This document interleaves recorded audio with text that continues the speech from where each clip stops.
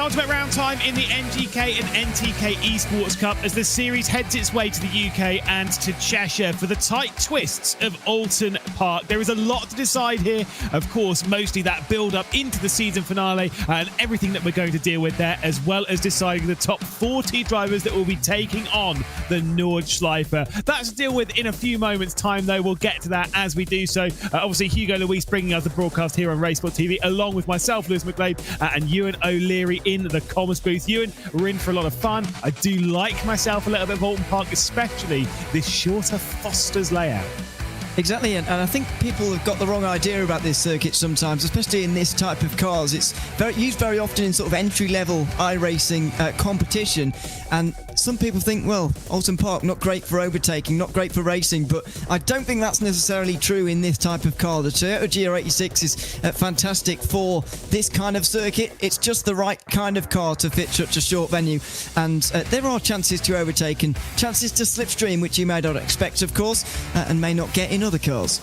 Yeah, indeed. Of course, like I said, we're talking about, when it comes to points and stuff, this about drivers working their way through into that top 40. This is the kind of round where it's almost like a very driver-specific circuit here at Oulton Park, where if you have struggled throughout the season and maybe you're a bit further down the points, maybe you're on the cusp, and maybe it's your first round jumping in. This is the kind of round where you can turn around your fortunes.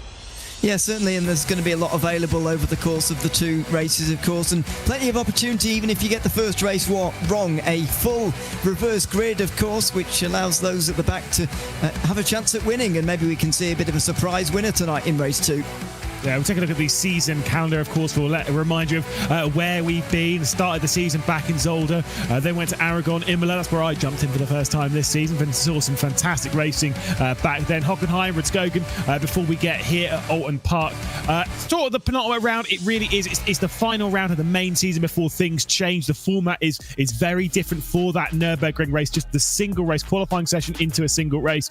Obviously not what we're dealing with here. The timetable for today, as Ewan was alluding to, includes a qualifying session and 2 races. That second race being a full reverse grid. We do have a slightly smaller grid though, so maybe it's not going to be quite as chaotic as what we've seen in previous rounds, but let's be honest, a reverse grid around here is pretty tricky at the best of times, isn't it?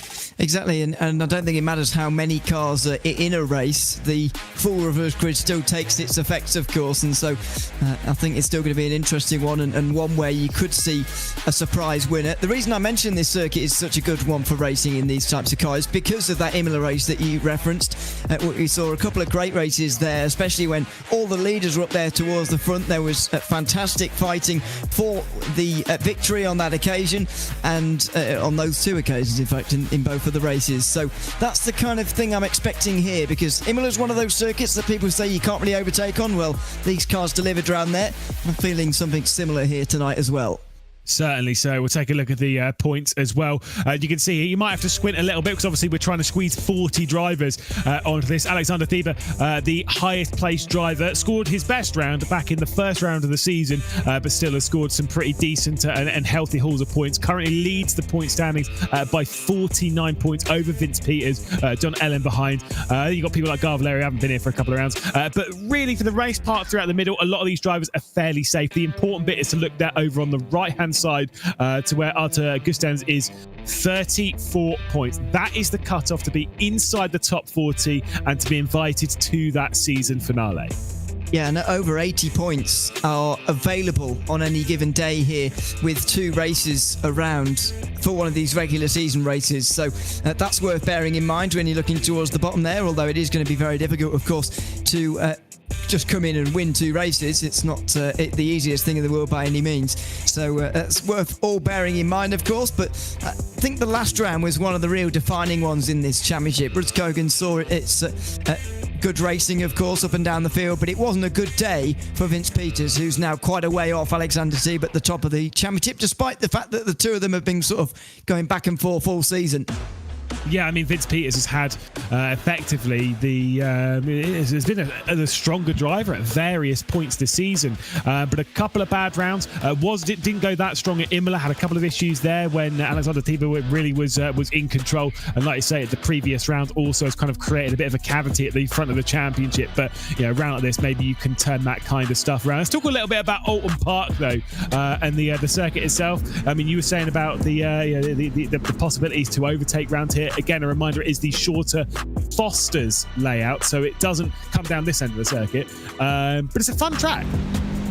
It is, and it's sort of gives you that cut through, of course, gives you those shorter lap times, makes you sort of repeat a little bit more often. But I think what it really does is provide you with some good long straights to actually draft off of one another. I know that you may get a few more at the Grand Prix circuit, but that may feel a little bit too long for cars of this speed. So glad that we've got this layout, and we'll see plenty of racing up and down the field for sure as a result. It will be fascinating to see how the drivers sort of deal with going side by side through Druids, which I can see happening quite a lot at the penultimate corner, maybe into Lodge corner as well. There'll be some moves at turn one. Pretty much everywhere is an overtaking opportunity when the cars are as raceable as these.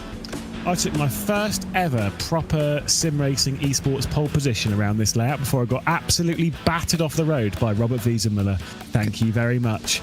Now, who wants to hear two commentators waffle about this circuit when, as much as she's not here, Patricia has prepared a track guide around here. So let's go and hear what someone who actually knows what they're talking about, drivers around here, and show us what's up.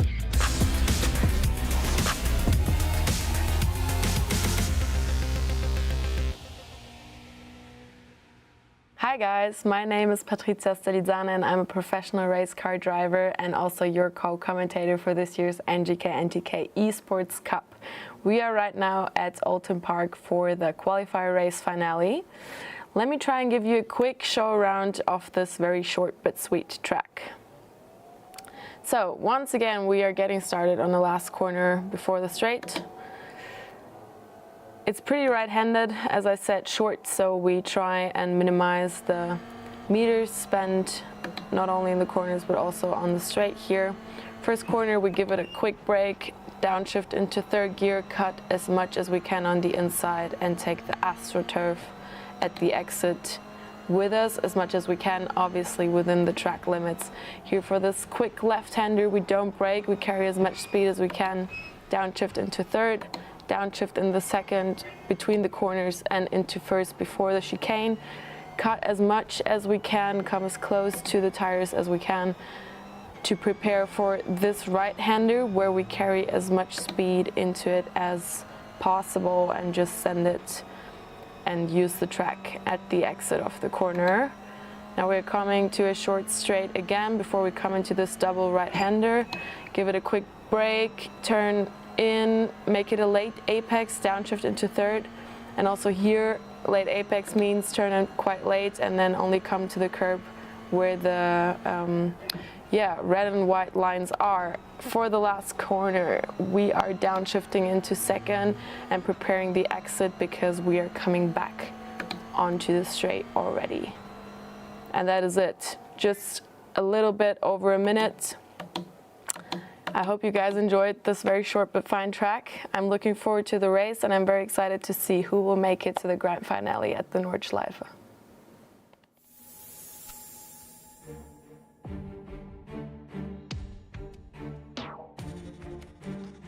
Obviously, thank you there to Patricia for showing us around. It's about a minute and 9 seconds, minute and 10, depending on what your speed is around here. Very, very short session. Now, in a moment, we'll be heading into qualifying gear around here. We'll see them really test the limits of the circuit. It's a 10-minute session, but they get a maximum of 4 laps. Now, back in places like Imola, for example, where the circuit's quite long, we actually saw them, it was more about time in that session, whereas this, you will absolutely be able to do all 4 of your laps. It just depends on how you want to do them, I guess. Yeah, I don't really see the point as a driver personally in waiting around for going out there on the circuit and getting your laps in. I think you might as well just go out there straight away and do it at your own pace. But it's going to be relatively important. The thing with qualifying in this series, I find that it's less about the fact that you need the track position because you're going to struggle to overtake. I think that's less of the problem. It's more the further you are forward, the less risk there is that you get caught behind something happening on the opening lap. It's not unimaginable that an incident can happen in front of you that you just get caught up in, and you want to really minimise that risk as much as possible.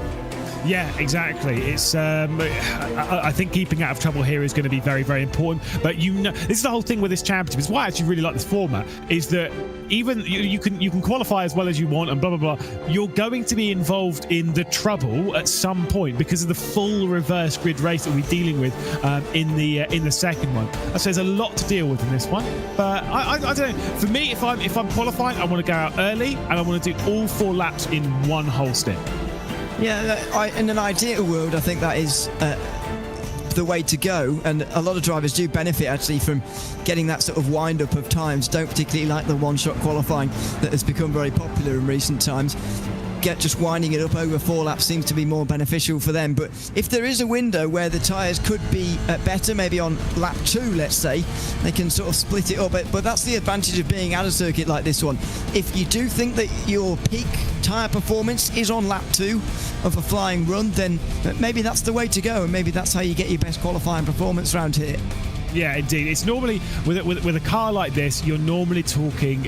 Your first lap's not going to be the fastest. It will be the second or third. But the second, third, and fourth will all be of relatively equal pace. So if you don't get it out on that second lap, it's not that big of a deal because you've got laps 3 and 4. One big problem around here is, generally speaking, is track limits. Now, I will say, because we're running the Foster's layout, there are a couple of corners where awkward track limits violations aren't quite as prevalent. The run through Cascades, when you go through the left-hander, and it takes you out basically along the little stretch down to the hairpin.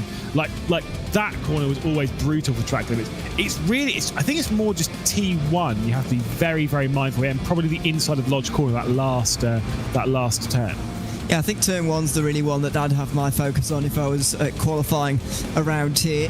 You see drivers in real life and in sim just running it out so far to the left-hand side on the AstroTurf on the outside there, and it makes you think, oh, maybe I can go out there and use all of the road, but you can't, of course, and indeed more can go over the white lines. You've got to be careful and keep yourself in check through there, and I guess the helpful thing is that it's at the start of the lap, so you can sort of regroup immediately and then come back around again and start again. But nevertheless, it is a difficult corner to get right and go quickly through. It's not one that's going to catch you out in terms of getting you off the road, I wouldn't have thought, but it is difficult to master in terms of perfecting your qualifying lap. Yeah, we're just a few moments away, by the way, from going into the qualifying session, just wrapping things up in the practice session, which they're presently in. I will tell you, Patrick Thompson is the one topping the session at the moment with a 109.254. I think pretty much the majority of the grid, at least the top 11 or so, are all separated by 1 second. We are expecting some tight margins in this qualifying session, which is it's fun. That's what we all want to see. Yeah, it's good news, and that's what's going to keep everyone close together. You don't necessarily need to be right on the pace of the driver in front of you. If you're just in the draft and you can get pulled along over the course of the race, then you will be in the conversation for whatever position that may be. So that's what you've got to remember here, and so to see those times so close here in just practice is very encouraging indeed. The thing I find interesting, especially about that track guide there that we just saw, Patricia, was the fact that we're using the Knickerbrook chicane, even though we're going through the Foster's layout. Now, I'm not sure about your experiences with this circuit, but certainly with mine, I've never done this layout and done the chicane at the same time. I've always just bombed straight through because it's allowed. I'm not cheating because that's the way it goes. And you just sort of avoid the chicane, just discount it, and it sort of gives you this really long flat outrun. And in a car like this, it's almost like a straight, right from that the sharper point of the right-hander, right the way up to Druids, really, at the top of the hill there. So it's quite interesting to note that we're also adding a chicane in. Yeah, typically speaking, if you run the Foster's layout, we actually skip that Knickerbrook chicane, as you're saying. I mean, pretty much every time that I've seen it, you run basically, as you can see on the screen right now, you actually come down what is furthest right, you follow what the normal road would be, and then you head up Clay Hill and over the top. And yeah, that's fairly normal. That chicane, I wouldn't say it's going to add an overtaking opportunity. It's more about setting you up going into Druids, which, by the way, in my opinion, is one of the best corners in British motorsport. Absolutely love Druids. Certainly better than Druids at Brands Hatch, that's for sure. Druids at Brands Hatch sucks. Not to be confused, but there is one clear winner there.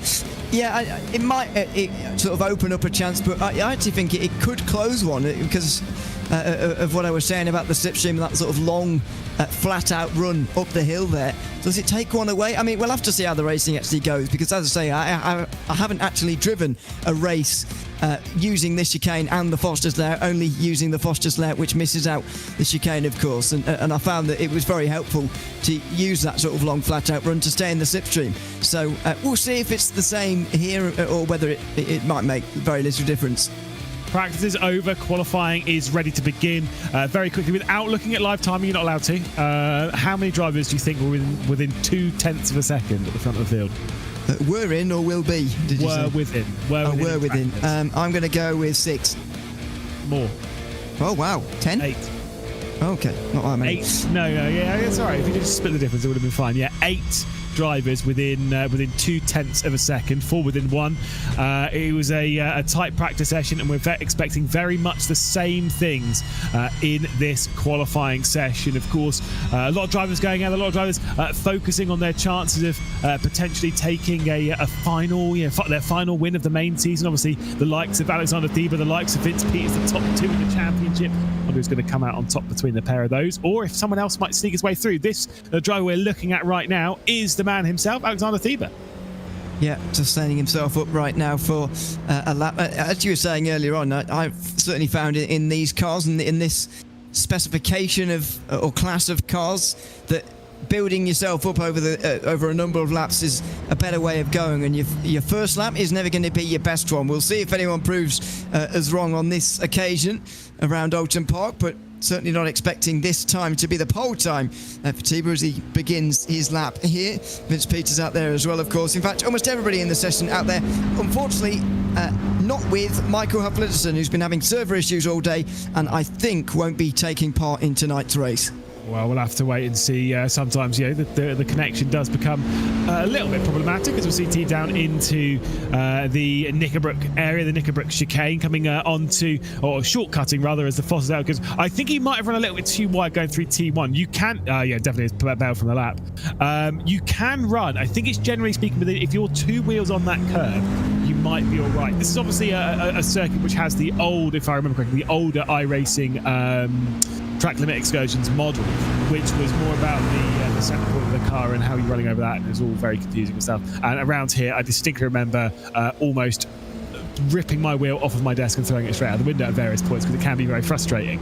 But I think that was genuinely just a little bit too wide from Thieber. First qualifying lap coming in from Daniel Muth, which is a 109.774. It's about 3 or 4 tenths away where we're expecting the pole time to be.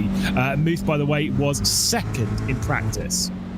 Yeah, up there, and has been throughout the season as well. 7th in the point standings at the moment, and that's despite missing a round. You don't get a drop round in this series, so he won't be protected by that, and it will have to come back from that, overcome that, of course, in what is quite a congested point of the championship. Actually, incidentally, he's only 18 points away from 5th position, a couple of places ahead, and that's really not very many points when you consider there are over 80 available on any given day. This is on board now in this chicane again, and that's sort of what I was mentioning there. You can sort of turning it into one whole turn through the right-hander. I'm going to call turn 3 and then into 4 for the sort of chicane, if you like, double apex right-hander, sort of make it into one smooth corner, if you like, and then open up that left-hander for a good exit up the hill here.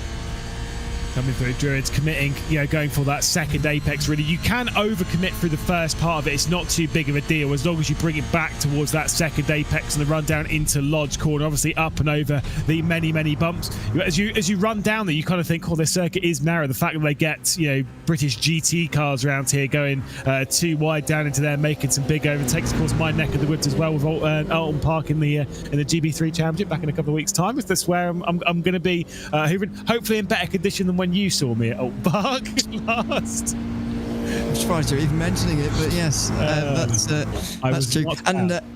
And who knows what the weather's going to be doing on that day as well, because it's prime springtime here in the UK, always on the same weekend of the year, of course, and it's very temperamental in terms of what you can see. Thankfully, less so here today in iRacing, but in real life, you don't know what you're going to get. No, indeed. And as to talk of weather in iRacing, obviously, yes, we've had tempests, we've had the weather has been added, rain has been added. It is active in this session. However, no rain is forecast at present. Vince Peters up towards the line and moves himself up the order, but nowhere near that whopping lap time from Alexander Tiber, a 109.270, the fastest lap when you account for practice and, of course, for qualifying.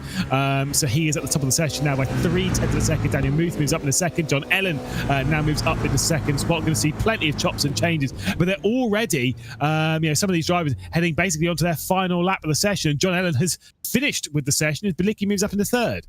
Yeah, Ellen was way too wide out of turn one there. We just saw him go through, and that was never, ever going to count for him. So he drops back to the pit lane. At the best, a front row start for him. I think Daniel Muth will look to improve here, and I wonder whether Alex Tiber is actually going to be able to improve, to be honest, because his lap time there is so much better than the rest of the field. Makes you wonder that maybe even he is going to struggle to beat his own lap time there and go quicker. Well, previous lap time from him was a 0.3, which obviously is great. It would have been good enough for the pole time, but the fact that he's done a 0.2, he's on his final lap at the moment. We're looking at Daniel Muth now coming down into that final sector. Previous lap time for him was a 109.547, backed off of lap 2. All four of them have counted in the session thus far as Alessio Bender goes up in the 5th position. Is there going to be an improvement from Muth as he crosses the line? It is not. A 109.779. Yeah, stays on the second row for the moment, but look at the gaps incrementally there from John Ellen right down to Vince Peters in 6th position. There's 3/4 of a tenth of a second. That's how close it is in that region of the standings. So that puts into further perspective just how quickly Tiber has gone in this session, and he did improve, by the way, on his own lap time there. Wangshi Lin also joins them now in 6th position. Patrick Thompson too. Times are tumbling here a little. Yeah, but these are genuinely the last laps of their sessions. They're running into the, not just into the clock, but into their required laps. This is the last one from Vince Peters, who's done slow lap, fast lap, slow lap, fast lap, 109.621.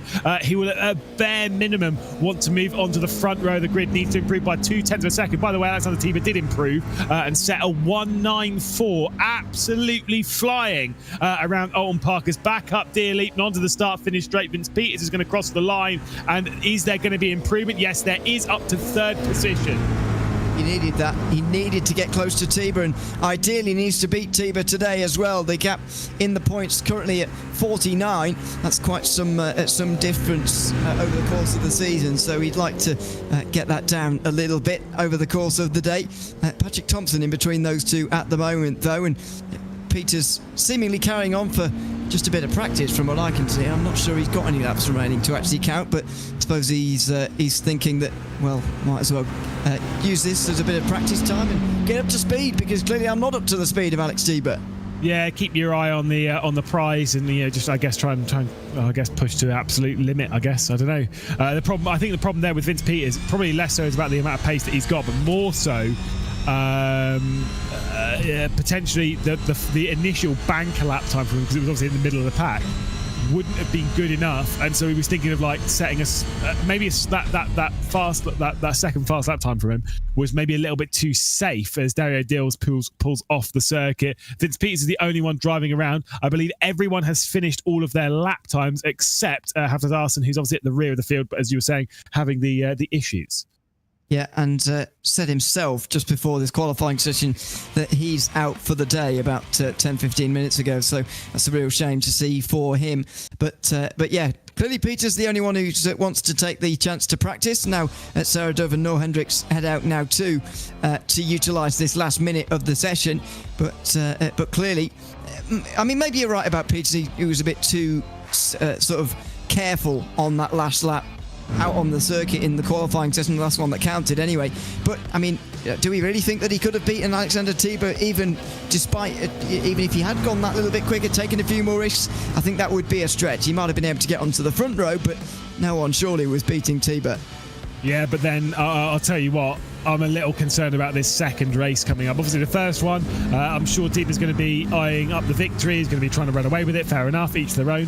That second race, where it's going to be a full reverse grid around here, it is a tight circuit, and there's no really extensive braking zone to fire one down the inside, except maybe a lodge corner, but it's so easy to cover off by pulling over to the inside. So it's going to be a very tricky one for them to work their way through. They're going to deal with that though in after a race, which at the moment Tiba's the one in control of. Yeah, and he will hope to take control of from the very start. Now, who can stay with him, I think, is going to be the first question here in this race. I think there's a noticeable gap from 10th to 11th position. Nearly 4 tenths in there. In the midfield is a surprise. So I wonder whether that is going to really make a difference in this race and whether that will make the group. We'll see who can stay with Alexander Tiba, though. That will be the big story.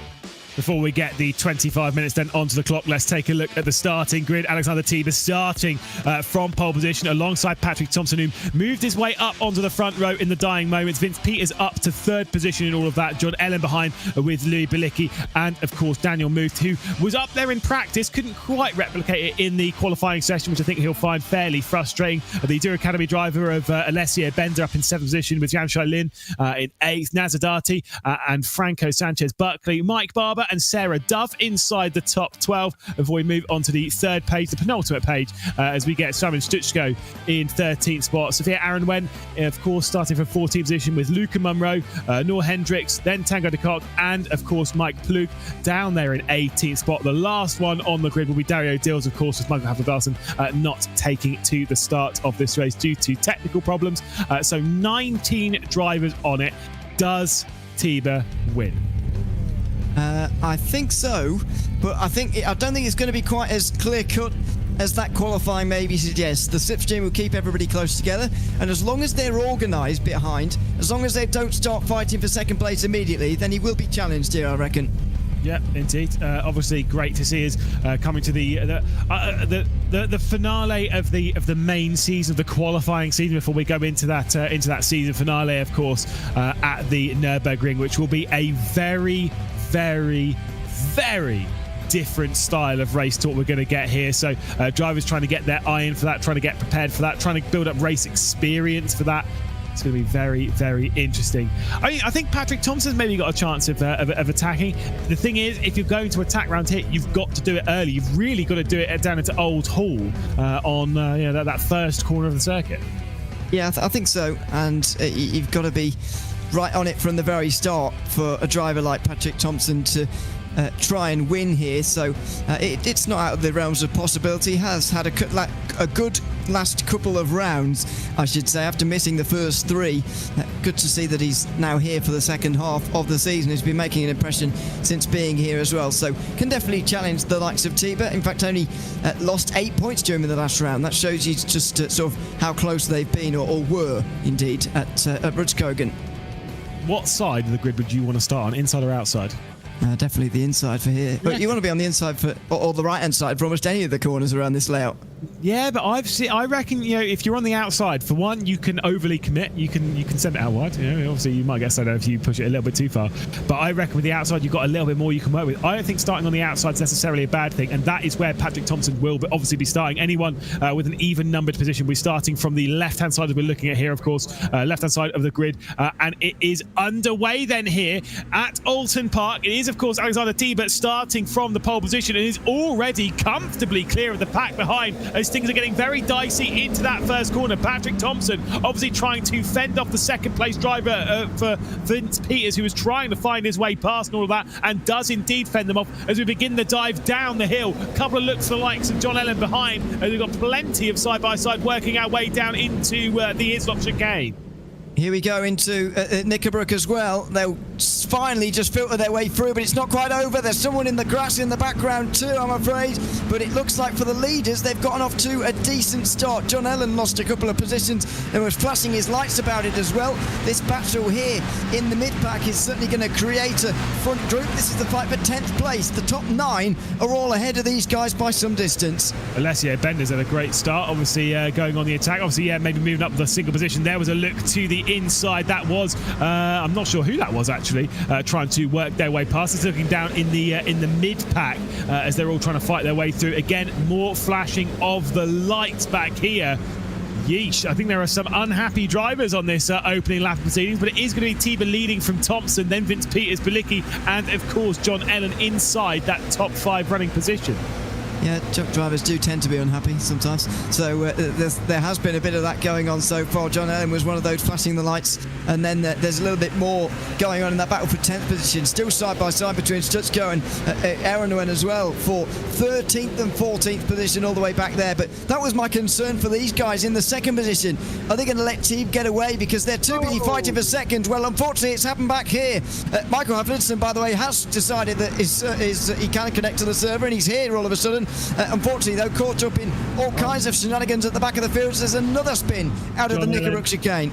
John Allen's dropping back, so it was Sophie Aragon who was the one there. So there was a bit of clearly some fighting and stuff that was going on between themselves and Stutzko. John Ellen is now backwards and dropping down the order. That was the kind of chaos I was expecting on lap 1. It took us until lap 2 to see it, and then we got 3 basically in a couple of corners, riding down now into the final corner. Of course, this is the look to the inside from the. I was going to say, is that Alessia Bender? Yeah, it is Bender. Yeah, down the inside of Mike Barber into the final corner in what I would describe as very similar liveries, somewhat very similar shades of blue, along with another blue car leading this line, Daniel Moof.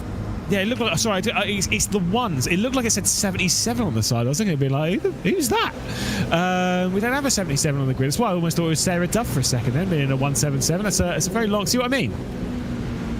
Yeah, sort of. Yeah, they are shaped a little bit oddly, I would describe, but there we are. We've established it's Bender by the looks of things. And Sarah Duff, by the way, now we mentioned, just went off the road, I think, through the first corner to drop a place in a couple of seconds, I'm afraid. So that's down to 12th place now for the car actually numbered 177 on the side. Indeed, obviously we're going to get plenty of tight fights, including right at the front of the field, because Thompson is keeping Alexander Tieber at within reach. Let's put it that way. 0.3 of a second between the top two, and of course plenty of fights happening up and down the order, including you can see there just in the distance, plenty of looks going down into that final corner. This is a look back up the order to our race leaders: Thompson, Alexander Tieber, Vince Peters, of course, just keeping in tow. Peters not able to really jump in it. Almost had a look to grab second position on that first lap, but like I said, the outside run, as long as you're alongside, the outside run through T1's absolutely fine. Yeah, you can get there. I just get concerned with running on the left-hand side around this layout at all, to be honest, because there are so few left-handers around this circuit. I mean, there's this one that's coming up right here. There you go. And then what else is there? There's that run down the hill, of course, at Cascades, I guess, but other than that, it's very much a right-handed corner basis. A couple of moves to the left here too, but not too beneficial to be on that side of the road. So we'll see where these real overtaking opportunities come into it, because so far it's just been the first 5 minutes. It's been about taking the chances when they arise in front of you, and less about well thought out overtakes.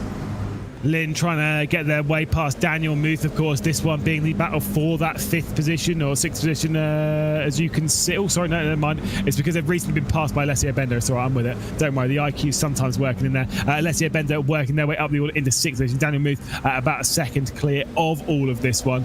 Bender's got some good pace then to work their way up the order. It's obviously picked up a couple of positions, but has been, I think it's mostly because they've been embroiled in fights. I think the driver who's made up the most spots was probably Mike Barber, who's up 3 from the race start. That's a good start for him, and it's all about sort of making that next group, if you like, but getting into the group that's just ahead of the one that you might have started in, and trying to work your way through as a result of that, because now that Barber's here, he's got a chance of a top 5 here, although Daniel Muth is starting to get away from those others in that second group on the road. It's not all about slipstream though, of course. You do need the speed as well, as Balicki is currently finding out in 4th position, can't quite hang with it for the moment. John Allen's just found their way, so clearly cars back on the road and stuff, has found their way past Luca Munro, but I think might have been told by race control about something, and has had to drop back behind both Munro and Michael Hafler-Darson. So dropping back now into 16th position on the road. We've still definitely got this battle for the race victory between Tieber and Thompson. Do you kind of reckon though that maybe Tieber's kind of keeping them up, just at arm's length, just controlling the race from this scenario, and not maybe overly pushing, I guess, right now? I'm not sure, because what I saw earlier on in the first 3 minutes of the race was that Alexander Tieber was trying to get away from Thompson and the rest, and it was working to a degree. The gap was around half a second after both laps 1 and 2, but after that, the guys behind have caught the slipstream. They've been able to close in a little bit as a result, and it seems that they've slightly improved in terms of their own lap times as well. And now they're back on terms again. Now, I reckon Patrick Thompson just clipped the grass there on the way into that latest right-hander, and so unfortunately got himself into a bit of trouble. But I don't think Tiba's kind of waiting here, because I don't really see the point in backing off at this stage. I mean, it's surely not one of those races where you can really need to save tyres. Look at him trying to break the slipstream now. He's definitely trying to get away from Thompson now this opportunity has been presented. Yeah, the move you just saw on screen was Michael Haveldarson working their way past Luca Munro, so dropping down the order like a certain Mercedes driver is at the moment. We're not going to talk about that one, as we'll keep an eye on this battle for the victory, of course. Still, it's within 0.2 of a second. It is tight.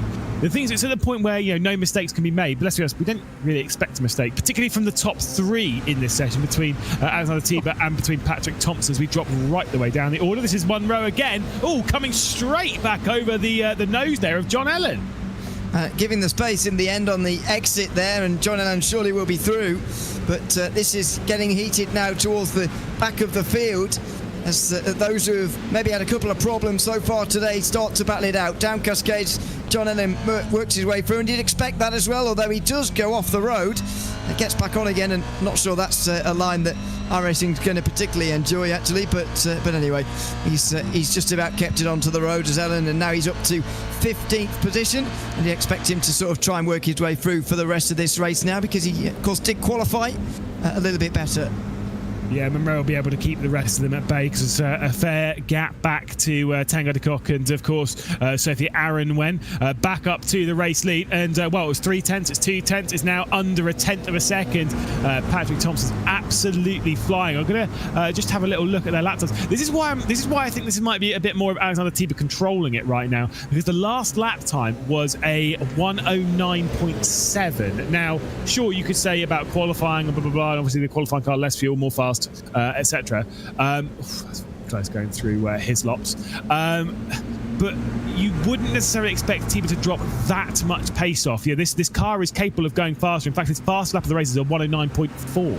Well, 3:99 would be pedantic. Yeah, we'll call it that. Yeah, I mean, it's difficult to say, but I do think that could come down to the difference between race and qualifying pace. It really could. I think, personally, some of those lap times that Tiba was putting down in qualifying were absolutely out of this world, and maybe even he is going to struggle to replicate that over the course of the race, because the others around him are at that same sort of qualifying pace. I know they've got the slipstream, which is helping them, of course, but they're on the pace that they were earlier on. And so I don't know. Maybe it's difficult to say. I think we're going to get our answer in the final 10 minutes. But as I said earlier, I don't see the point of him waiting to break away. I think he might as well try and break away from the start and just lead every lap home. I do agree with that. I don't fully understand why you would try and control this race, but then I don't understand why you'd be running 3 or 4 tenths off of the capability of you and the car. The other reason why I say it is because he's not defending anywhere. Not really. You could say he's maybe holding the brake a little bit longer, going down into his lops to try and make sure you're actually putting it up to the apex rather than maybe taking the fast line. Same as at Druids. You don't want to leave that inside slightly open, because it's the kind of position where Patrick Thompson will try and come through. But realistically speaking, I don't know, there's something not quite adding up with Tiba's pace right now. So we'll take a little bit of a look further down the order, and woof, a little bit of contact. Yeah, and we'll take a look at that. Moment out on the outside of the circuit. Helpful bit of runoff there, of course, on the exit of that corner, because you meet up with the real track, the Grand Prix layout, and I suppose the other layout too, which that part of the track features on. But there you go, not ideally where you want to be, down there at the bottom of the hill, as these three continue to just run line astern here. It's not a case of can't overtake, I don't think, for Patrick Thompson. There's plenty of chances, but just a case of don't really want to make this move at the moment for whatever reason. They bounce over the curbs. He's almost getting pushed here as Alexander Tiba through the double right-hander, now through one of the few lefts, and this all-important right-hander now to give you the run up the hill towards Druid's Corner eventually. This gap is very much one of those where you could see a move if there was a desire to go through here, but there clearly isn't any. Well, I mean, this is the thing, is that when Patrick Thompson's getting closest in this, where the highest risk is coming down, towards the Hislop chicane, basically, as you've been calling it, turn 3. That's where the biggest risk is. Now, trying to take a bit of a defensive line is Alexander Tiber, basically saying, look, stop having a little look, but obviously they're all racing and stuff. We're approaching the halfway mark. By the way, I think Hafizar's been feeding you porky pies, mate, because he's been flying. He's up to 13th position right now, and I've not spotted a single. No, I'm not going to say actually. Were you about to say you've not spotted a single internet problem? I don't believe in the commentators, guys, but I thought even that was a little bit rich from me. But yes, that was exactly what I was going to say. That's asking for trouble, that really, isn't it?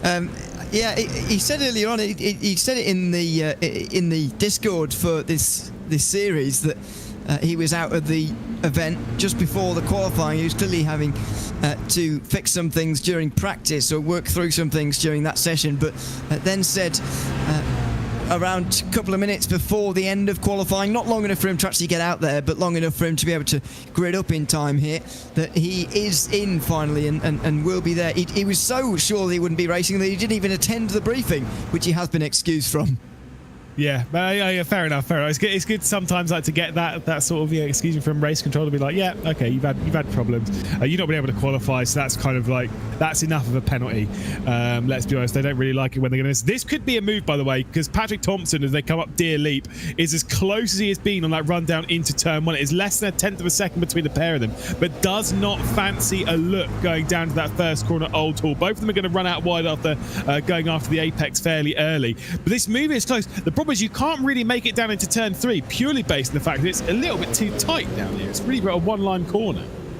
Yeah, I mean, I think it is very much I love how we're just calling it turn 3 now. It's not actually... Yeah, we're going to commit to it. No, but anyway, I think that's what I'd call it. What is this name then?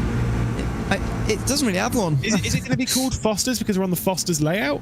Maybe. I can't see any track map anywhere that labels it, so I don't know personally, but I'm just going to go with turn 3. I think it is possible to go down the inside, and I actually think it's one of the better opportunities to overtake around here, because if you think about it, it is the biggest braking zone in these cars at this layout. It's downhill, of course, which extends the braking zone just a little bit further, and the way that you pull the car to the left to open up the 2 corners really does sort of open the door for a dive. So if you are fancying it in the last 10 minutes, then it's very much open there for you, but surely Patrick Thompson is going to be almost forced into a move here soon. This front 3 are getting closed up more and more. Vince Peters is beginning to put that pressure onto Thompson, and that's surely going to force the middle driver here to do something.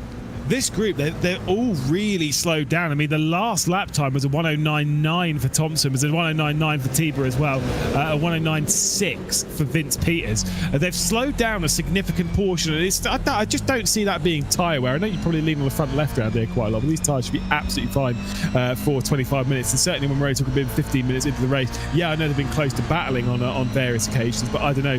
Bit more of a gap now between Thompson and Tiber. The gap now opens up to around about half a second. If Vince Peters even has so much of a look into Druids, Tiber will check away.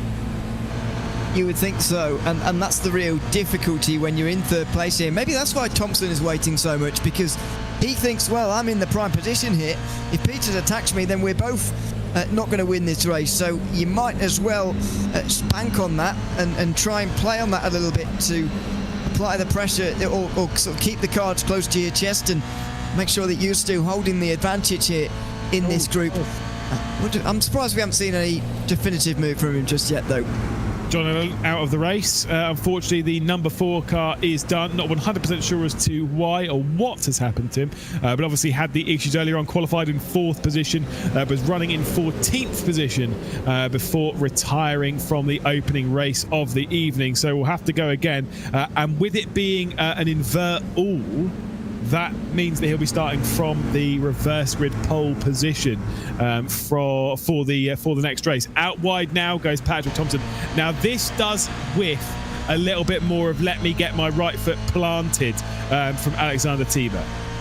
Maybe, but is it? I think partly it's also coming down to mistakes from Thompson. Saw him clip the grass on the way towards Knickerbrook there in the previous lap. He's pushing hard now, though, of course. You saw him run wide there through Druids, was really making the absolute most of that corner. Now into the final turn. He's got to hope that Vince Peters tries to help him here. Just bump me when you can. Try and stay right as close as possible to give me that little bit of a reverse draft, if you like. Push me along a little bit and get close to Alexander Tiber. Is that really making the difference here? Well, we'll see. But he's got to get closer now. He is going to run out of time if he's not careful. I can't believe you doubted my idea of maybe Tiber's controlling it a little bit, because he's been running basically in the 9s for quite a while. 6s or 7s, 9s. Now sticks in a couple of 5s back to back, show that the car is plenty fast enough and probably even got more pace in it. Just trying to hold that margin, but Thompson's trying to drag that one back down with the final 8 minutes looming in this session. Again, lap times around here, they're generally around about the 69, 70 second margin, so there's still plenty of laps to deal with, plenty of times to catch. Like I say, as soon as Vince Peters looks, it's effectively done, as we'll see. Daniel Muth, by the way, has dropped right the way down the order, so not 100% sure as to what's happened. He has. That must have been out of Nürburgring, as Alessio Bender and Wang Xiling have both gotten through into 4th and 5th, and they're fighting between themselves now actually into the final corner. It's Bender who's having to defend on the inside here. Lin with maybe an exit, but no, there's not quite the run that was required onto the front straight on that occasion. But yeah, Muth will be disappointed with that, because he's been heading that group for some time now. Yeah, obviously started 6th, now running 6th is Daniel Muth, but I think he'd even be disappointed with how that one has happened. I did say earlier on in the race I didn't think Luca Monroe would be dealing with very much, but I think it's dropped back maybe a couple of spots. I thought it was going to be a tighter margin between himself and Hockenheimring, but I think that's what we were checking out a little bit earlier. A lot of curb being taken there from the driver of Lin as they head their way through Hislops, now through Nürburgring, and the rise of the hill, looking backwards from the rear wing of the number 11 of Alessio Bender as we head up Clay Hill now and under the bridge, which was removed when we went here last year, which was not annoying at all. Ha ha ha. I didn't notice, to be honest. Yeah, you didn't walk out that far. I was fuming on the Saturday, I'm not going to lie. Yeah, it's you can't underestimate the importance of these things around a racetrack sometimes. But yeah, it's up towards those difficult final corners where I was hoping to see a little bit more side by side, but unfortunately we haven't had that so far in the near 20 minutes now that we've been going in race 1.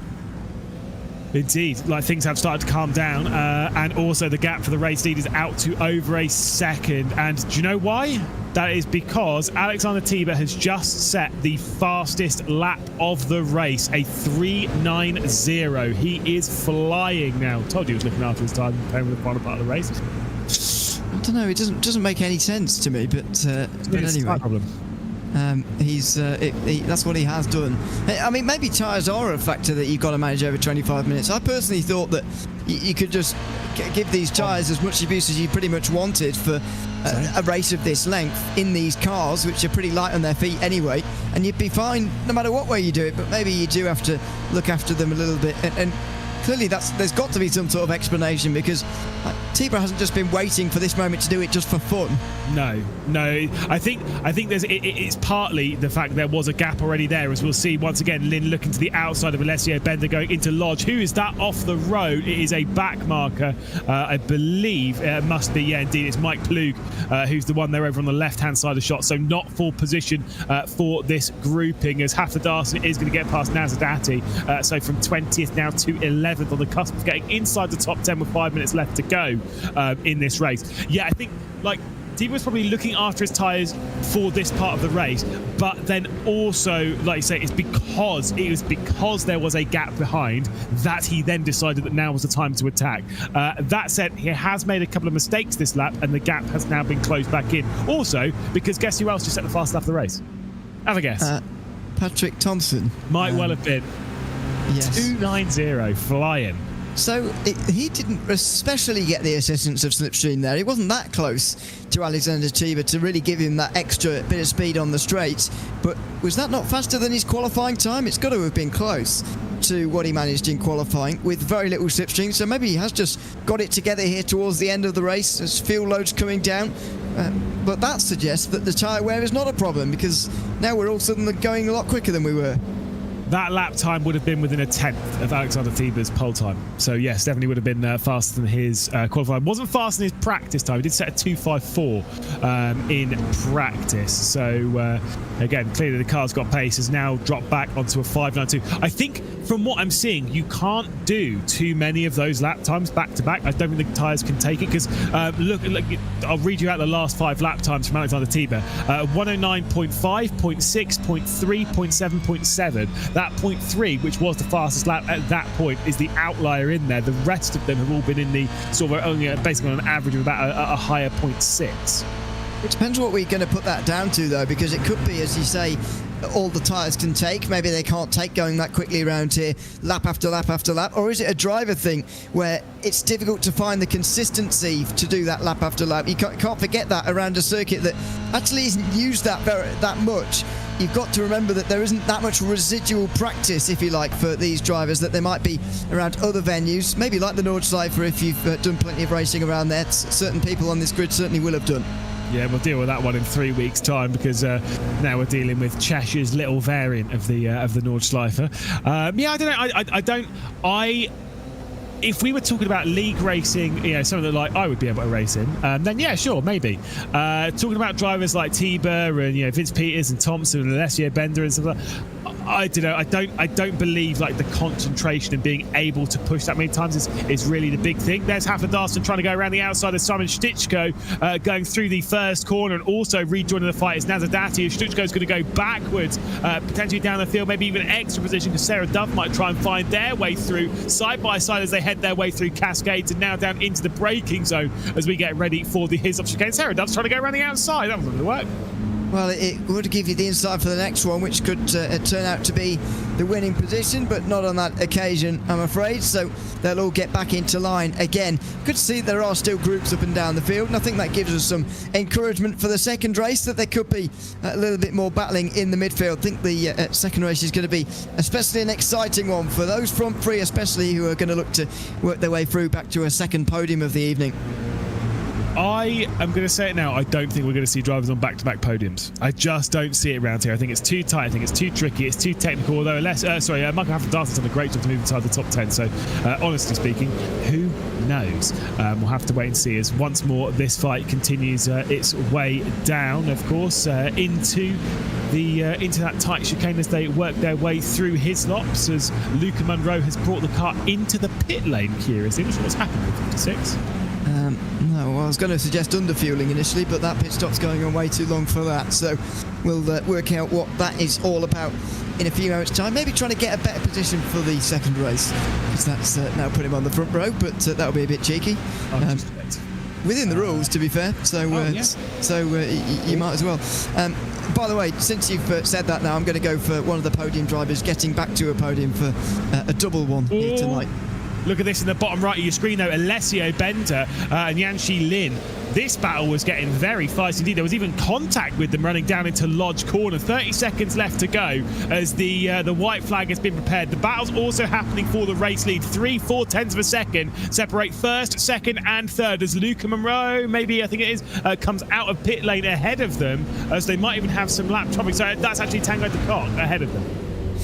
Oh dear, and a car in the gravel here on the last lap, so that's not going to be particularly helpful for everybody here, but this is the last lap now, and with cars battling ahead here, how are they going to affect the leading battle? It's all come down to this at the very end after a race of waiting here. Alexander Tiber all of a sudden's got one lap to defend here, and Thompson's going to have pretty much one chance to make his way past. Alessio Bender out of this race as well on the last lap of proceedings. So we'll drop down to potentially 17th position. It might be 18th, but it's probably going to be 17th as well as they try and squeeze their way past the lap traffic. Alexander Tiber's going to pull it to the inside. I'm not sure if there's going to be much switches. Looks coming all over the place from Vince Peters, who's going to send it in, coming down to Lodge Corner. Contact between himself and the 16 as they head their way down the hill and back up Deer Leap. Vince Peters is going to squeeze his way through in a second position, but it is victory once again from Alexander Tiber as Vince Peters in second and Patrick Thompson denied at the last to grab third position, but still an excellent fight between the top three.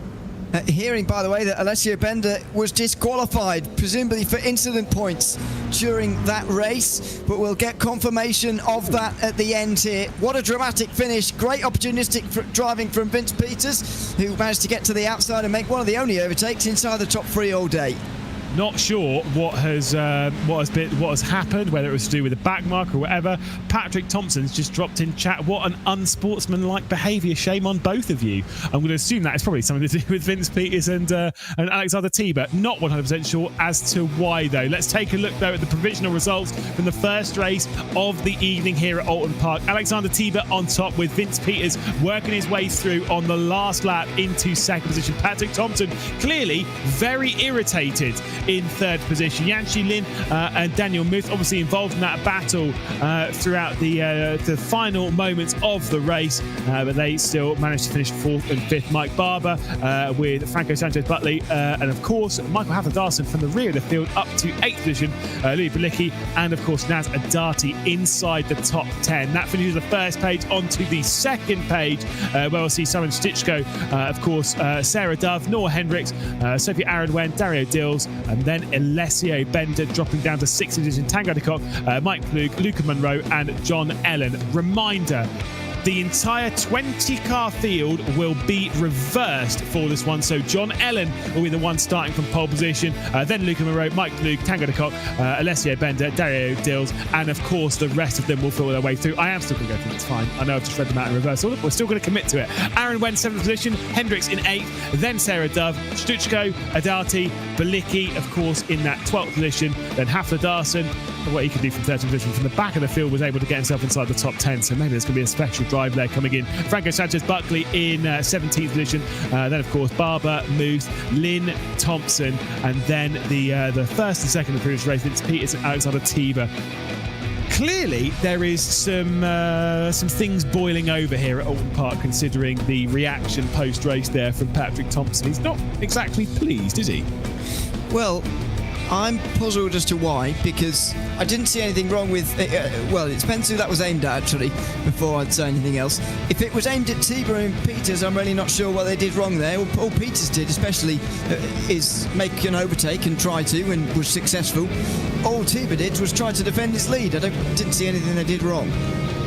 Yeah, indeed. I don't know. I really don't know. It's a weird one, but so sometimes that immediate post-race thing, you're furious that you've lost a position. I think it's probably more that. Maybe, yeah. You wouldn't have thought there'll be anything substantial behind it. I wouldn't have thought, but maybe there's something we haven't seen. Maybe. I'm not going to be able to ask you who's going to be victorious. So, and to be fair, I wouldn't do that to you, because this grid is going to be crazy. Already taking to the race start and already clearing away into the distance is John Ellen, and has left behind Luca Munro and Mike Plug going down to that first corner. I tell you what, Alessio Bender has already made a big move trying to get down Luca Munro, and there's a spin in the mid-pack right in front of everyone. Well, that's a multi-car pile-up if ever I've seen one. And we saw almost exactly the same thing at Rudskogen. It was the first chicane on that day. It's the first corner today. Side by side for second position between Luca Munro and Alessio Bender, who's made a good start. By the way, I would pick him pre-race for a race win here, although it's going to be a difficult task for anyone to catch John Ellen in this race already with over a second. Yeah, trying to work out which the car was that was back with. I think it was Sarah Dove in the middle of the field. To tell you who's been collected by that, though, look at your list there on the right-hand side, and right at the bottom of it, Alexander Tiber, 19th position at the moment. So huge drama there in the for the championship. Look at Vince Peters, by the way. You found him on the leaderboard yet? He's in 8th. Exactly. 8th. Yeah, that's what I was going to mention next. 8th place. What a fantastic start for Vince Peters. Up 9 positions, or 11 positions, excuse me, so far in this one. Side by side again through the final corner between Alessio Bender and Luca Munro. Alessio now finally making his way through into second position, and Munro further down. I think Luca Munro is going to have a difficult second race of generally being overtaken fairly often. Yeah, but I mean, realistically, like the pace-wise in practice and qualifying was actually pretty fine. 1099 in practice, 110.2, as we'll see with Tango de Kock here trying to wrestle their way through, and now trying to move their way up the order. Of course, currently running in 7th position, losing out to Vince Peters fairly recently, and having a couple more problems as well, it seems, as Stutsko and Monroe. That was what we were seeing the onboard of, and it's Monroe who's dropped back down the order. Yeah, unfortunately, and that, as I say, that's going to happen fairly often, I would argue, in this race for the remainder. But it's going to be an interesting one to see how those who are caught up in opening lap incidents recover now. Alexander Tiber, of course, down in, was 18th, now up to 17th for the first time. But what a big opening lap incident we've seen that has really sort of shaped the field and the order of this race. Yeah, indeed. Like I say, it's maybe like turned things around. Even points-wise, Vince Peters now with a huge advantage, obviously moving up to 2nd position there. Whoa. Oh my goodness me, that was almost very, very sketchy indeed for Bilicki, trying to get around the outside of Stutsko, riding on board still with Monroe now down the order. Nazadati going through. Oh, there's been contact on the rear end, still side by side as they work their way up towards Hislop. This is very sketchy and could end in tears. That was V8 Supercar stuff on the curves, wasn't it? Right up on 2 wheels there on the inside line. Fantastic stuff, but another pass from Nazadati and a slowdown penalty, I would guess, for Simon Stutsko. Really slow on the exit of the chicane there, I'm afraid, and losing a whole load of places. Please try and pick your way through all of this and try and figure it all out.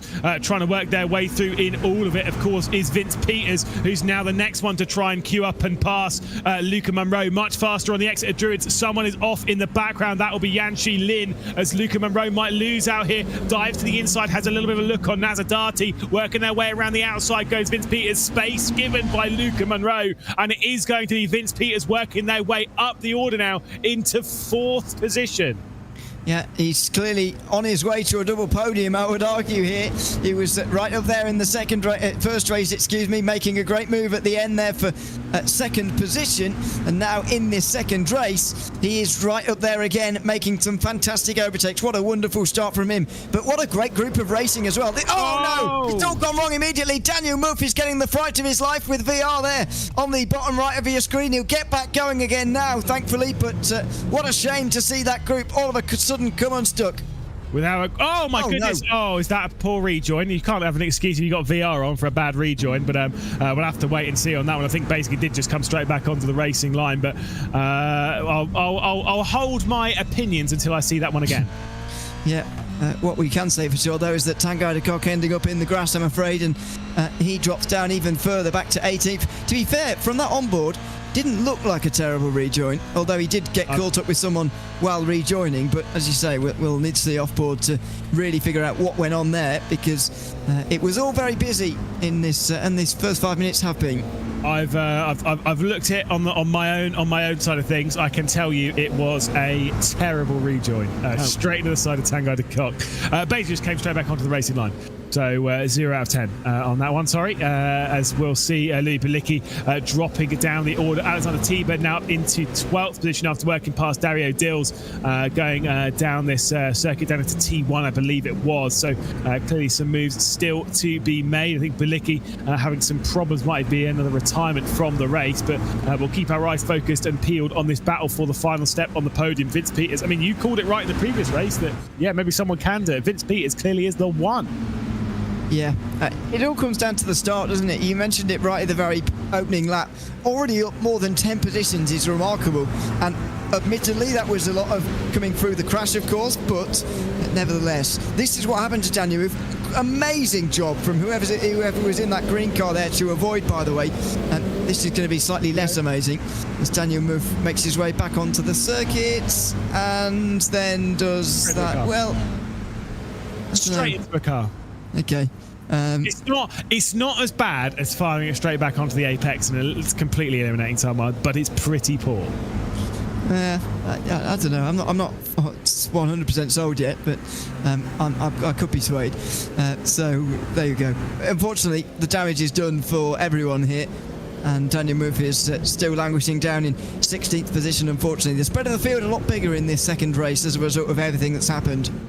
Yeah, to be fair, it's no shock. We normally actually see that in these second races. You almost kind of assume that the second race, because it's a full reverse grid, it's going to be closer. It's actually counterintuitive. Yeah, it never is. It's always a lot further apart. It's always a lot more distant because certain people are working their way through, maybe through luck, maybe through judgment, maybe through aggression, and they're working their way through well. I mean, we'll try and take a look at lap 1 once more. There is Sarah Dove, and to be fair, for quite a lot of these drivers, there's just nothing you can do. That crash just happened, and to be fair, I don't think there's much blame. I think from what I saw, Sarah Dove just went for a spin. That, by the way, the driver we're looking at there is Alexander Thieme. Yeah, I'm trying to work out how Vince Peters got through all of this. He is the luckiest man alive, I'm going to say that. Yeah, Vince Peters. I think that was him going straight through the middle of everybody, not braking. He didn't bother getting on the brakes, but he just said, well, I'm either going to die here or I'm going to be a hero. And he has been a hero. So there you are. That's how he's got up into 4th place eventually. Yeah, I think there might have been just a small, tiny little bit, maybe itty-bitty bit of luck through all of that. He did make contact with a few people going through, but nothing major. I mean, you might see some damage, some dents on the number 16 as Luca Munro and Franco Sanchez-Buckley battle for 6th position behind all this, but Vince Peters is now trying to find their way back through and onto another podium this season. Had one in the previous race by making a move on the last lap. And clearly irritating Thompson. Whoa! We now look back at Munro. He was defending aggressively there from the 1 car. Franco Sanchez-Buckley trying to get down the inside at Druid's corner. There's been a lot of defending from Munro so far, and it will continue again now into the final corner. Not being forced into a defensive line on this occasion, but look at the ever-growing queue of cars behind. We've got Buckley and then Strutko in that 8th place. Then Haflidsson, who unfortunately hasn't actually really gained very many places in this second race so far. No, not quite to the same degree as what he was in the previous one. Got to say, when it comes to defending, obviously, you know, we said before, you can make one move and that's it, and it's got to be telegraphed fairly early, and in that sense where it can't be reactive, as is normal. There's reactive defending and proactive defending. If you're reactive to what the cars did behind. If you're proactive, you're doing what you're doing first, and then allowing them to do what they're doing, whether it's going around the outside or diving around the inside or whatever. 2 different styles of defending, and one of them is bad, and the other one is fine. I wouldn't say it's good, but yeah, defending's hard. Defending's really hard. There's an art to it. Knowing how and when.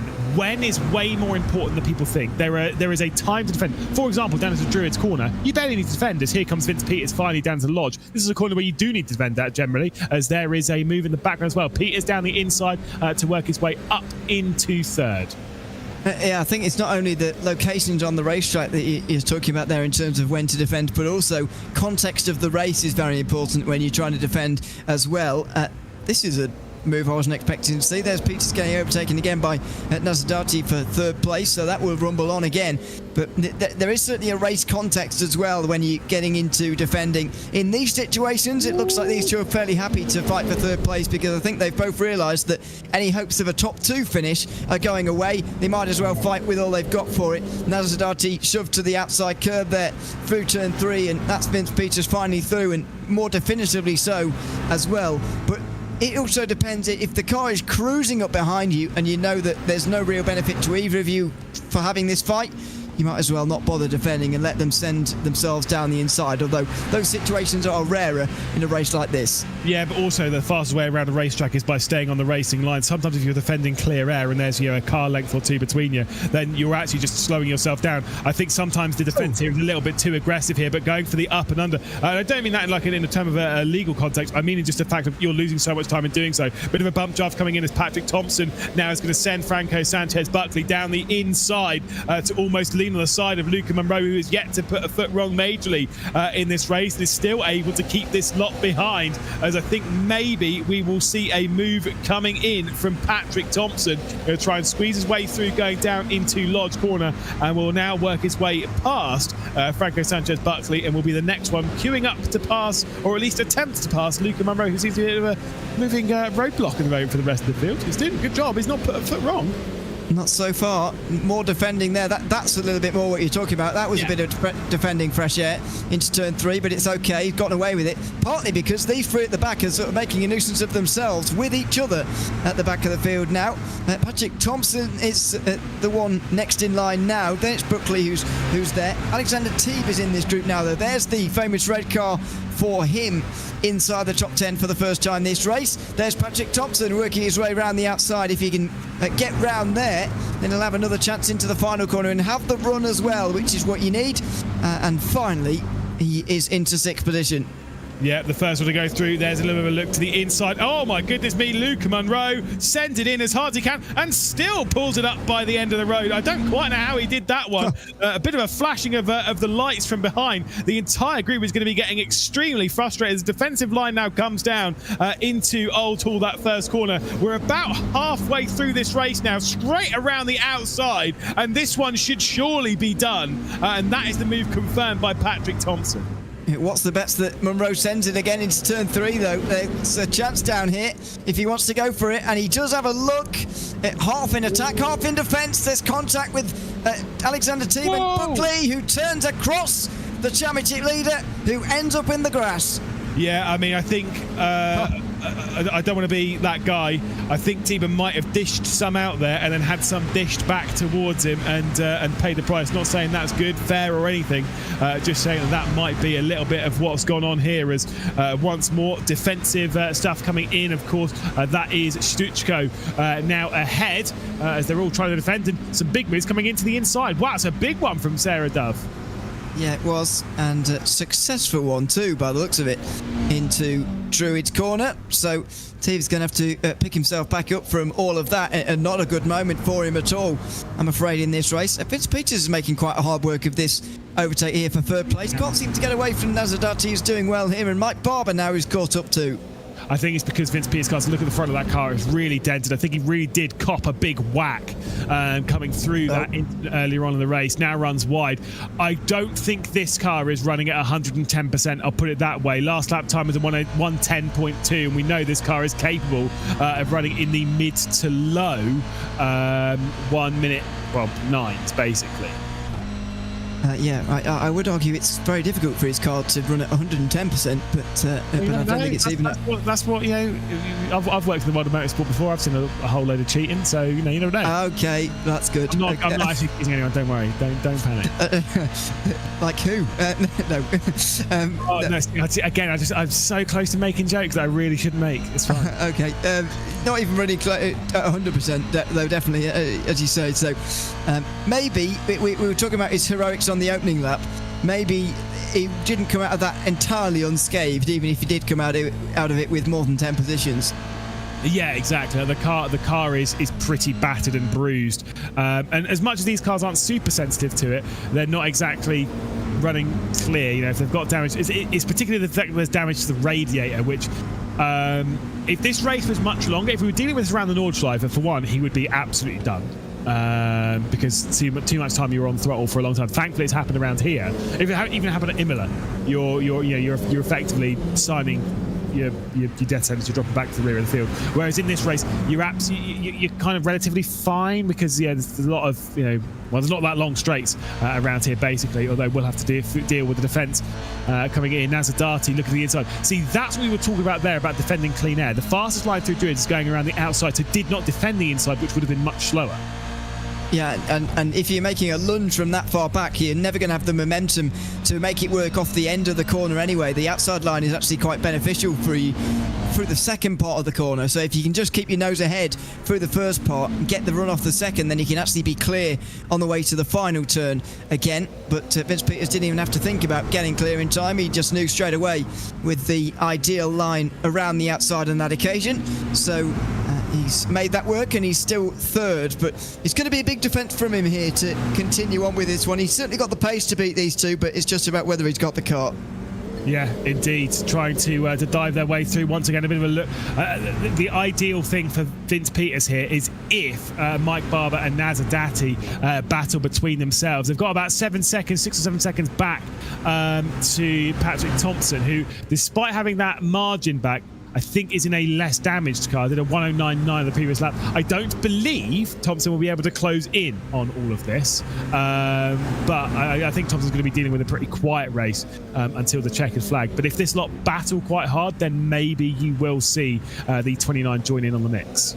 Well, if they fight very, very hard, I think it's going to have to take for Thompson. He's a long way back at the moment, although I guess he's probably quicker than them in the current situation that they're in, especially with a damaged car leading the way, or at least what we believe to be a damaged car leading the way in the high 1-minute 9s for now. Thompson can do better times than that and just has done with a 9.7, but considering the length of that gap, it's going to have to be a bigger close than that one for him. Make their way down towards turn 3 now through Cascades, now down to the right-hander.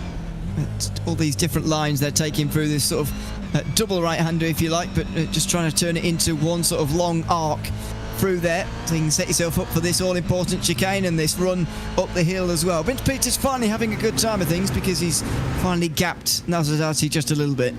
Yeah, indeed. The gap growing, but which might help if to kind of get you into your rhythm, because you're kind of having to think a lot about what's happening behind. Did break into the 109.9s for the previous lap time. Did Vince Peters has been in the 109s at various points, but again, I still think there have been some various struggles from the car as Mike Barber with a big send to the inside coming into Lodge Corner, and Nazardati trying to reinvent a rallycross track around here, trying to find something going through that final turn. Well, it was a big dive and a big lunge from Mike Barber, but he didn't need to go off the road. He wasn't exactly pushed off there, so that's all fair in the end. Just trying too hard around the outside there, I guess, ends up in the grass. But he'll be able to come back from that and hopefully respond to Mike Barber now. 7 minutes left to go in this race, so roughly 6 laps once they've worked their way around, and we should be all right to see a lot of this. The battle for the race victory was kind of done on lap 1, mostly courtesy of the start that John Ellen had. That's why we're kind of leaning towards him being the favourite for this race. We know he's got the pace, qualified 4th position for this one, retired from the previous race, and now has pulled an absolutely exceptional margin on the field. It's not really changed too much back to Alessio Bender, but it's just timed the start to the race very well, and to be fair, caught a lot of them napping from the front couple of rows. How Alessio Bender was able to come through as well, because he wasn't napping. Yeah, it's been some good drives from those at the front of the field, and very smart drives, I guess, in other ways as well. So hats off to everyone who's going to be on the podium at the end of this one. I think we now know the names of those 3. Whether Vince Peters stays in 3rd, I think, is the only question here, really. Alessio Bender is a little bit closer to John Ellen than before, but I still don't think that's coming down enough for a battle to really ensue in the final 6 minutes now. Yeah, there is not long left to go in this event. Not long left to go before the season finale, of course. When we go to the Nürburgring, cannot wait to see that. It's going to be such a different style of racing around here. This has been a bit more tactical, a bit more patient, a bit more this, a bit more that. Whereas the Nürburgring is going to be, it's going to be a lot of slipstreaming. And to be fair, if you've ever watched Moto 3, probably that, as Tiba's going to work past Franco Sanchez Buckley because he's out of the race. Not what's happened to the number 1 car. I'm not going to... all right, I will hazard a guess then. I'm going to go with disqualification for incident points on that one, I'm afraid. Just seemed to disappear from the group entirely. Didn't seem to drop any positions beforehand. I've just rewatched it. If we do watch that incident, I would like to see it back from the exit of T1, because I can tell you something. There wasn't one bit of contact in that. Oh. There was quite a few, and right. It looked very good. I'll say that. We'll hold fire again. Race control we're going to have quite a bit they'll need to look at through this one. But yeah, that was it wasn't nice to watch. Okay, that was sort of in the region of these guys in the bottom end of the top 10. Buckley was a big part of this battle as everyone was trying to get past Luca Monroe earlier. There's less of a train there now. Monroe only with Alexander Tiber and Sarah Dove just behind for the moment. Daniel moved not too far away, but might not catch in time. This was a much larger group earlier on in the race, and where we were getting much of the entertainment from it. Thoroughly enjoyed the opening part of this race, actually. The first race was a bit follow the leader in some parts, but the opening to the second race was a lot better. Yeah, it was. The first race was interesting from a tactical point of view. This race has just been full-on UFC fights. As now Luca Monroe will attempt to defend from Alexander Tiber, put on a good show trying to defend from the likes of Vince Peters earlier on in this race. Was unable to keep him at bay for too long, but still, the likes of Patrick Thompson as well. This time though, he's going to have to defend from Alexander Tiber, one of the fastest drivers on iRacing, going down into the first corner, of course, at Oulton. We'll see what Tiber can do. Probably going to set up for a move going down into your numbered turn, so I'm going to call it Wham Corner. Well, that one's got a turn 2's got a name, but or a number, yeah. But turn 3, I'm happy to have that named after me. There you go. Alexander Tiber makes use of it down in the inside there and goes through, and noticeably quicker than most of the other drivers who've passed Luca Monroe today have actually made their way through. Okay, so watch this. So this is with Franco Sanchez-Buckley, and that's Alexander Tiber behind. So we're coming up towards turn 2 here, where you're going to see the first bit of contact as they come through the left-hand cascade. Bosch, there's one. Enjoy that. Hope it tastes good. A little bit of a look there. There's another one. Have a little bit of that. I don't know if there's one here, but there's certainly one here, though. Just drive straight into the back of him.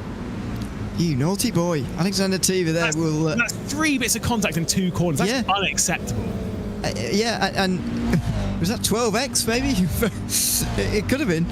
So, well, maybe not that many, but it could have been. And nevertheless, even taking the incident points out of the equation, as you say, you can't just run into the back of someone 3 times like that, and you certainly can't run them over like you did it on the exit of this left-hander here and just completely send them around. I know Alexander Tiber's had a difficult race, but it doesn't give him an excuse to do that, so he might well land himself in some trouble for that.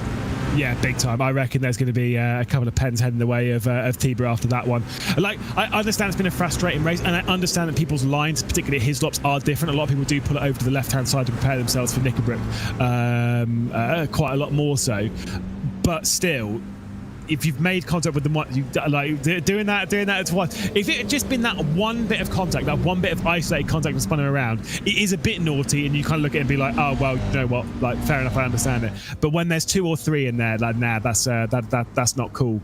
But either way, we'll focus on the positives in this race, because Nazadati for 4th position, still trying to defend from Mike Barber, and well, they're not going to be knocking at the door from Patrick Thompson, because he's still miles behind. They're not quite able to keep up with with Vince Peters, who's just been able to build a fair margin with 2 laps left to go.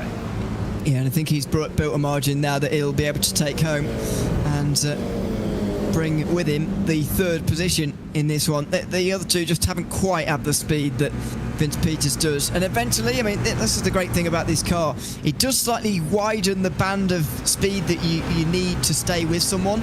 You can be a little bit slower than someone and still stay with them as a result of the slipstream around most circuits, this being one of them, of course.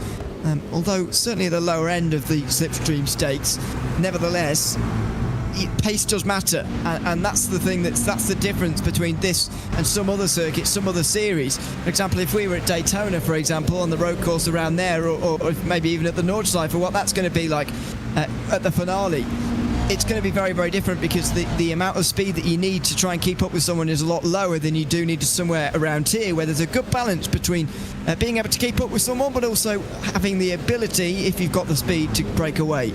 Sarah Dove with a bug look down the inside of Stuchko, who just lost out to Alexander Tiber as well. On to the final lap of the race. White flag is prepared, and our race leader is well and truly clear of the field. 3.5 seconds back to Alessio Bender. He's just had a big cruise here around Oulton Park. Fair enough. Yeah, it's been a fantastic start, a fantastic drive, and a very lonely one as well, but I don't think he'll particularly mind that.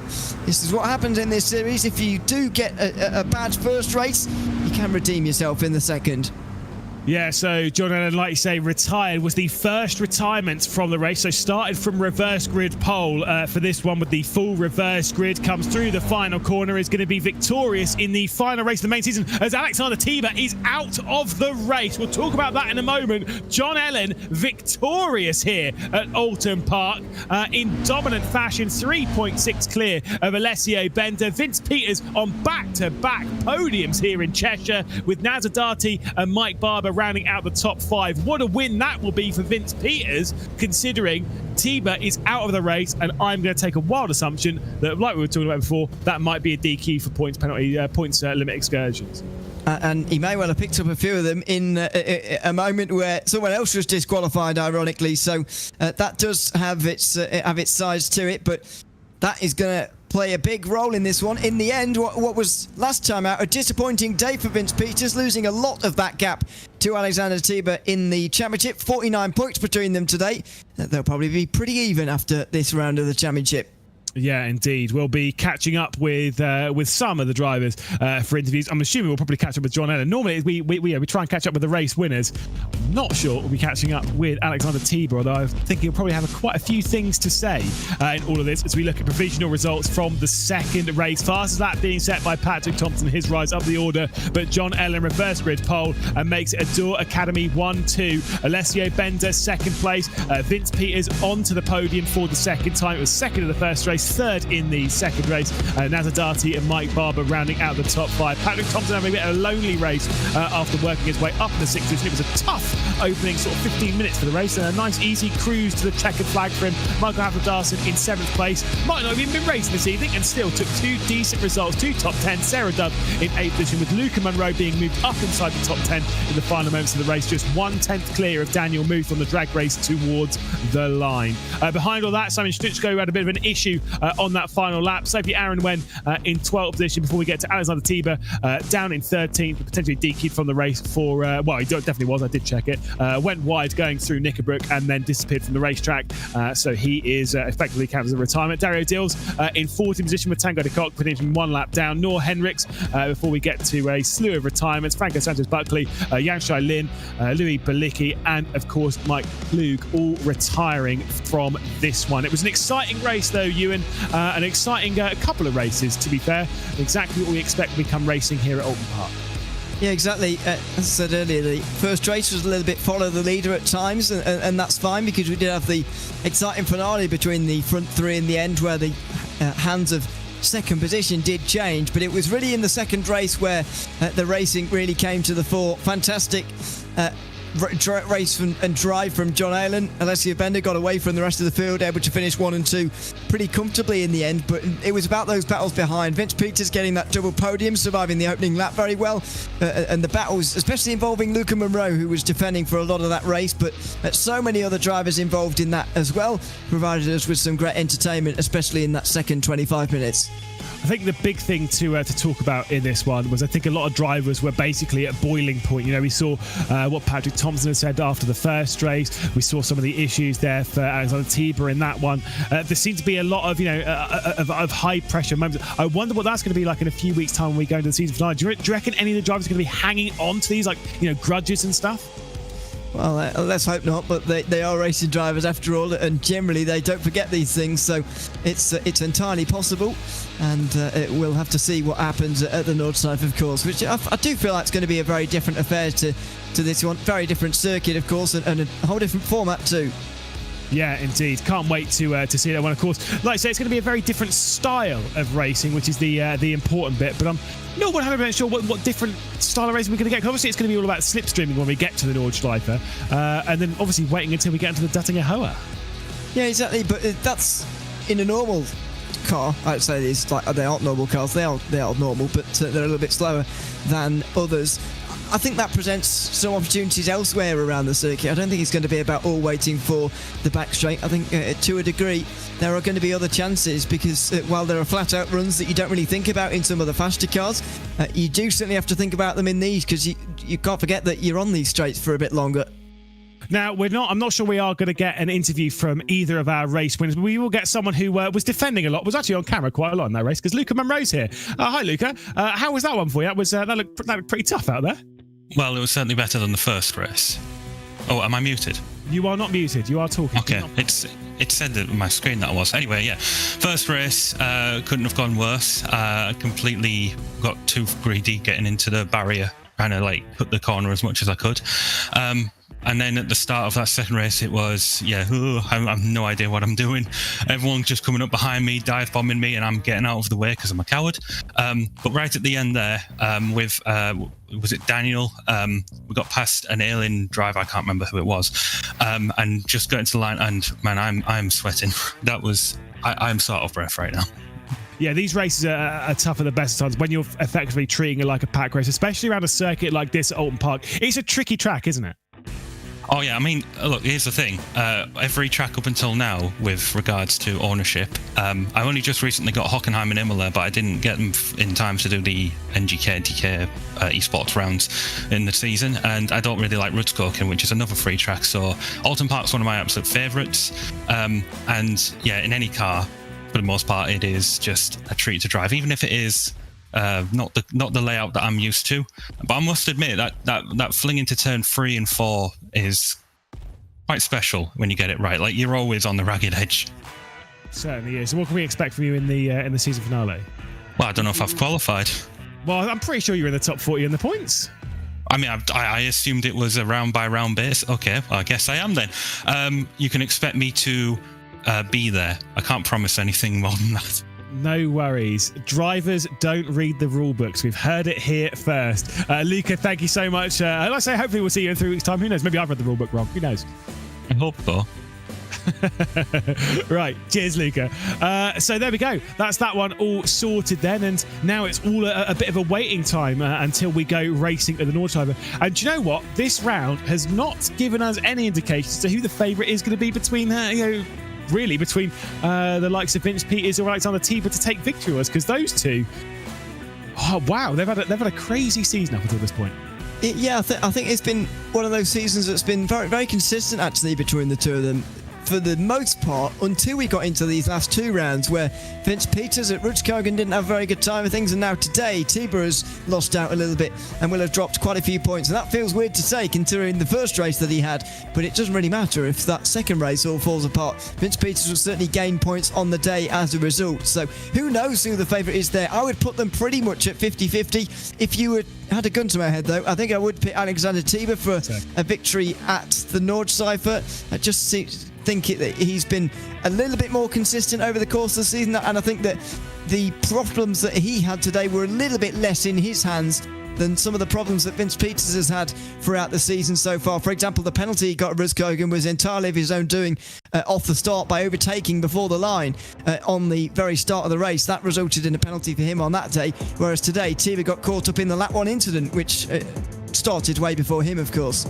Indeed. That is us done, though, for the main season. We'll have to wait and see how things are going to go on when we get to the Nürburgring, of course, at the start of April. It's going to be a crazy one. About 3 weeks' time before we get there, it's going to be a very different style of racing. Going to be a lot of slipstream, a lot of overtaking, I'm sure, and we will crown our champion there. That is us done, though, for the main season here in the NGK NTK Esports Cup. Of course, for myself, Elizabeth Glade, from Ewan O'Leary, and of course, from our broadcast director, Hugo Louise. Thank you so much for joining us. We'll see you in 3 weeks' time when we wrap up this whole journey. See you then.